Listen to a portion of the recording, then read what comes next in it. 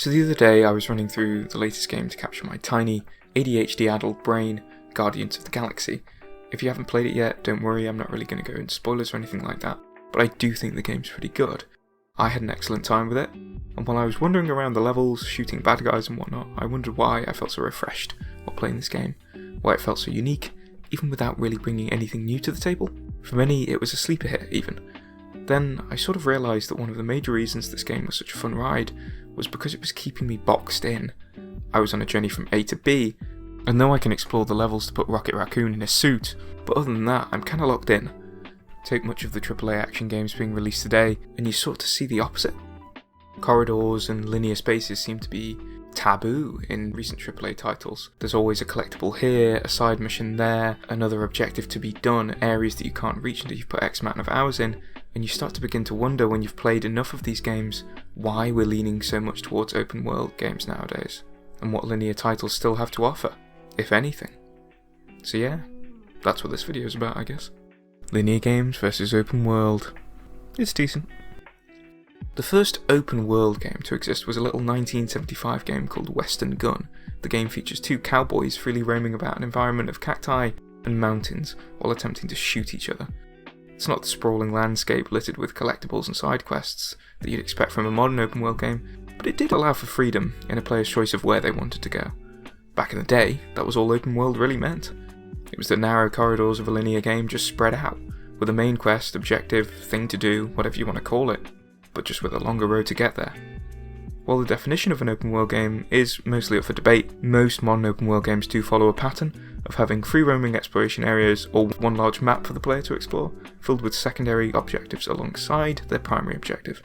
Often, today any title that isn't a shooter does veer more into the direction of open world gameplay. Since Western Gun, open world gaming has evolved exponentially, with now many of the most successful franchises in gaming feeling the need to give their players access to a sprawling map for them to roam around in. The introduction of Shenmue in 1999 set the bar for how far a developer can go with making a map that reflects the real world. Though some mechanics like the passing of time were seen as a step too far in Shenmue, it's easy to see that game's influence in the games that we play even today. Basically, what I'm saying is open world games have been the hot new thing for a while now.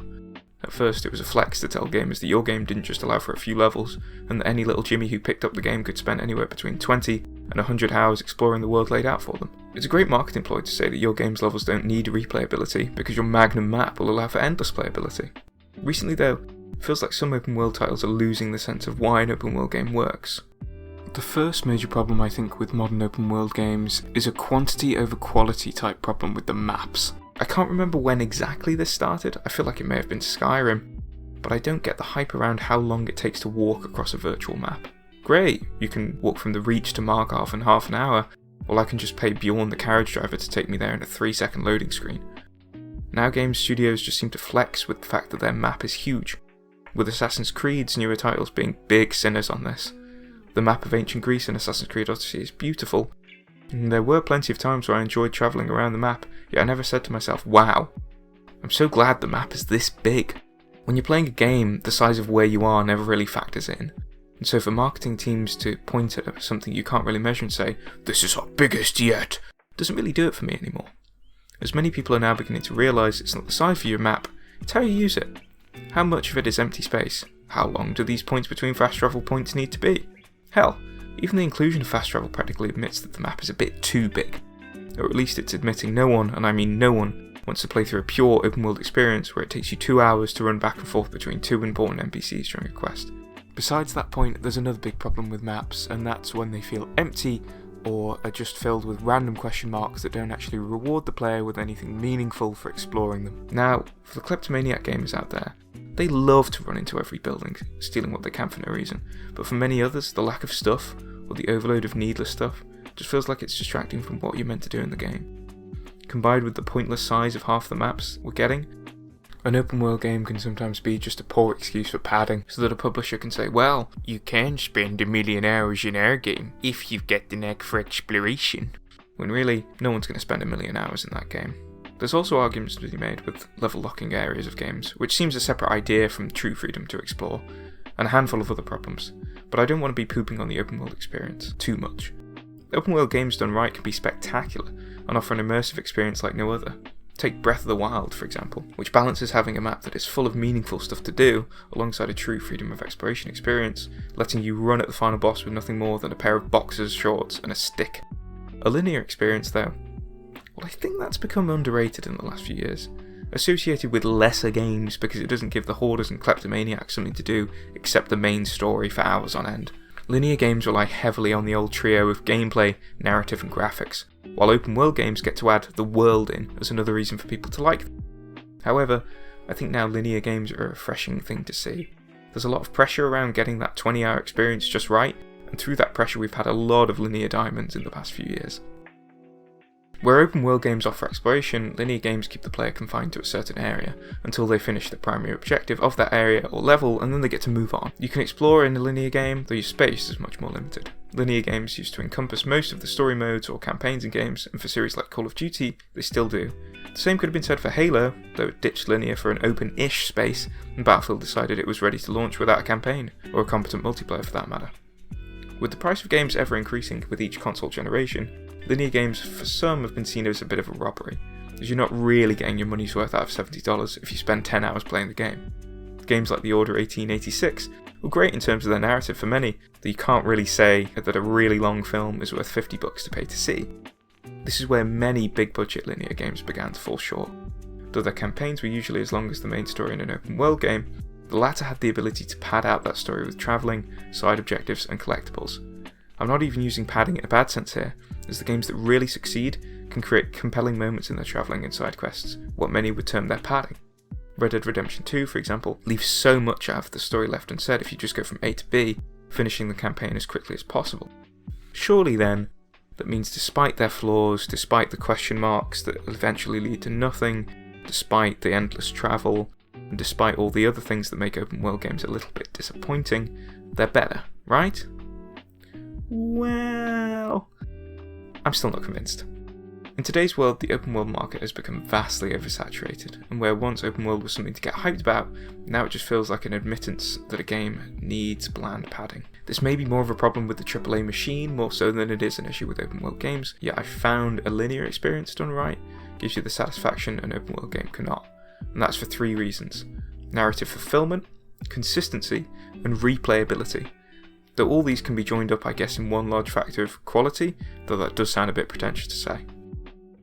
When you play a linear game, where level after level, chapter after chapter, you're following the story in the way it was supposed to be set. You don't spend 50 hours waltzing around doing every little side objective, so that by the time you reach the urgent main story, everyone should already be dead or really annoyed you just didn't show up. In an open world game, there's this weird sense that the story is just waiting for you to do it, and when you can go in-game months without furthering a quest, it feels weird that people are just sort of always ready for you, and it takes away from that immersion at times. Not only in a linear game are you following the story at all times, but you're also playing through areas and moments that, if done right, all have the same level of effort put into them.